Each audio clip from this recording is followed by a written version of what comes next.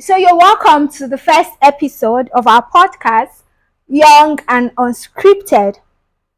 With me in the house, I have Samuel Tony Felicia, and online we have Godfrey Chidera. He's a young person himself, and he works in the development space, and he works with key populations. And Chidera, can you kindly just tell us, can you remember when you were a child? Can you remember any time that you were pressured, and now that you're an adult, when you think back and you think of it, you be like, so I did this thing, so I was pressured for this thing, so I did this thing. So can you is there a situation like that? Can you remember anything like that happened? Believe. So I could remember, and when I was in JSS 1, yes, or JSS 2, early, I was early in school. So then if you don't have a girlfriend, it's really, you don't belong to the association of men, qualified men. So, and you see, I am a type of person that used to be very, very shy, and I'm always more dedicated to my studies, so I feel less about other things aside academics. So I used to have a lot of friends. They had their girlfriends. Then they used to, the few they've arrived, and I don't have any, just one, just two. So it became an issue. So I it became an issue. So they always say I am not man enough. Do I want to be a girl at my age? I'm supposed to have one. So I tried and approached a girl, and it's really not funny. It didn't turn out so well. I was ashamed. I lack words to put in. I have never toasted a girl for once. So you see, peer pressure can put us in a lot of things. So the girl insulted me that day, and I didn't even iron my clothes. I was looking so unkempt. I was shy, and it's a total embarrassment for me. And I said, no, I'm not gonna do this again until I'm ready. I'm made up my mind. So it's it's part of the things we face in this society. So that is a little story I can remember. I felt Oh wow. embarrassed. Like the questions we have for you, I would just like us to understand what we mean by peer pressure. Yeah. So here I have peer pressure is when someone is influenced by their peers, and by your peers, I mean people in your social group, to act a certain way, often a way that you would not ordinarily act, just to belong or to be accepted in a group. Just like Godfrey rightly shared with us, that he had to approach a girl, even if that's not what he would do ordinarily, because he's somebody that likes his book. He wants to face his book and carry first. But that's what peer pressure is. When people are influenced to act a certain way that ordinarily they will not act, just to be accepted by people or to fit into a certain class. And there are different examples of peer pressure. They are numerous. Like, if we start listing them, it's plenty. But for the sake of time, I will just list a few. Pressure to drink alcohol. Yes, a lot of young persons, they don't drink alcohol, but because their friends do, so they'll be like, if you don't drink, you're not a man. If you don't drink, you're still a small girl. You're still a small boy. People are pressured to have sex. Yes, especially with young people. You don't want to have sex, but because your friends come and they are just gisting about sex, and you be like, you too, you want to listen to what they are saying. You want to listen to what they are saying. Then you now start talking. You now want to. You now have the urge to want to have sex. People are pressured to make certain fashion choices. In the world we live today, you see girls, especially girls. It's common with girls. They start to dress a certain kind of way because they feel, it's when I dress like this that I'll be able to attract rich men. It's when I do this thing that I'll be able to do this one, etc. People are pressured to behave a certain bad way. If you would agree with me, there's this saying where they say, good girl no dey pay oh, good boy no dey pay oh. So because of that, everybody wants to show that, me sef, I'm not a good girl. You even hear people own it and say, I'm not a good girl oh, anything good, leave me, I no be good boy. You get? All these things are components of peer pressure, whether we like it or not. It is what we have seen people do. Most times people do these bad things and they excel in it. That's why people want to do it, because this person that is doing it, this person is worthy, this person is like this person is beautiful, this person has all the whole attention. So because of that, me too, why not? After a good girl, no, they pay all these years that I've been doing good girl. What do I have to show for it? So because of that, you go and behave a certain way. All those are components of peer pressure. Pressured to join a social platform. Like, if you're very familiar with social media nowadays, when you go on and you see young people do all sort of things just to trend. A girl can practically go naked on social media for likes and for all this. She didn't just sleep and wake up and decided to go naked on social media. No, it's a trend she has been seeing. She has probably been seeing that, Nkechi did this last 6 months, and now Nkechi has bought 2 houses. Chidera, sorry, not your not your Chidera. Chidera did this yesterday, and today Chidera is in Canada. So why not? I will do it too. And you find out that even these bad behaviors are being applauded in the society. Society is like they clap for you when you are doing bad. It's not as if it's you that is good, that don't have sense. So those are few examples of peer pressure. So now we'll go into personal experience. Personal experience. So Chidera, can you still hear me? Are you still here?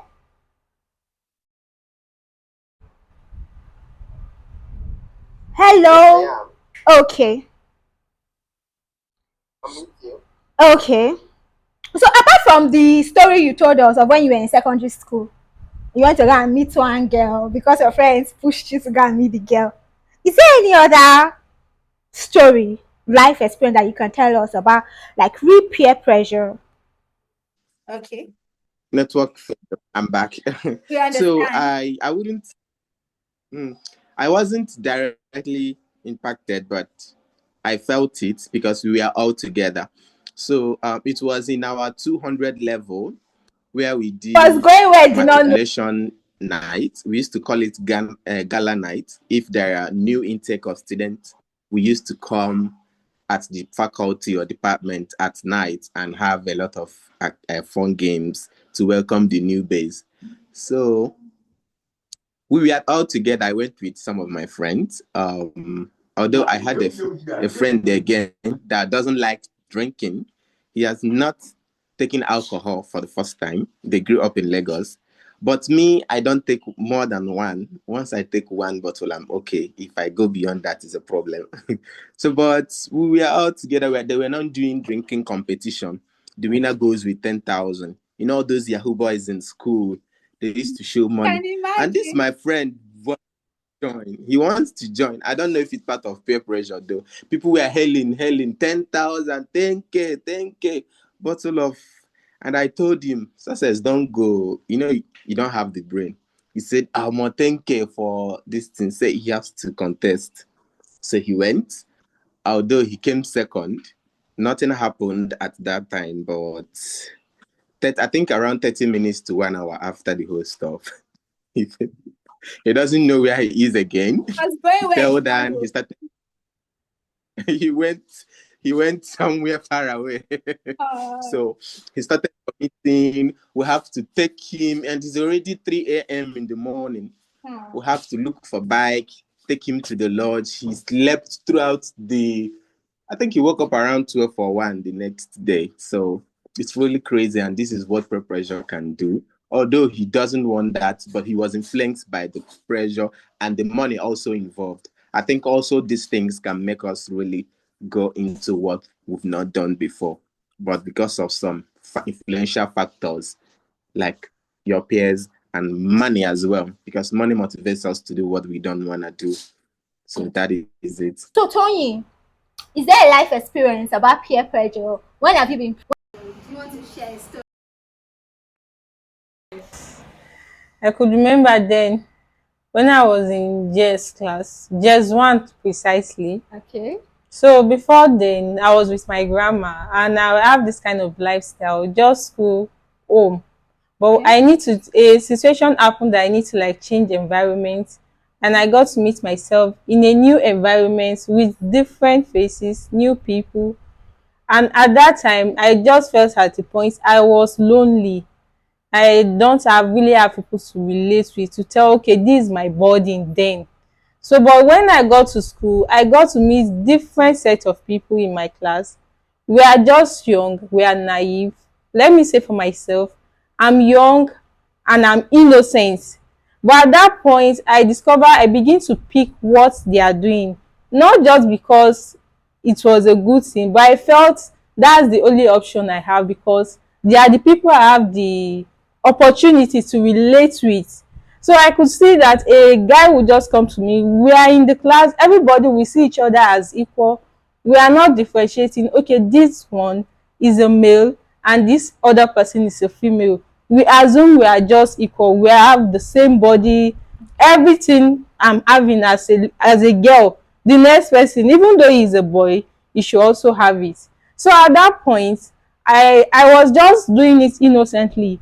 A boy can just walk up to you and say, wow, you are growing, oh, your breast is becoming bigger, your bum bum is becoming bigger, and we'll just laugh at it and we'll look at it and as if nothing has happened. It's just a normal thing. But what I noticed I was doing at that time, then my dad gave me a small phone to use so that he can communicate with me. But at that point, I nobody told me. But what I noticed was I just saved my friends' numbers that are male friends in the class with a female name.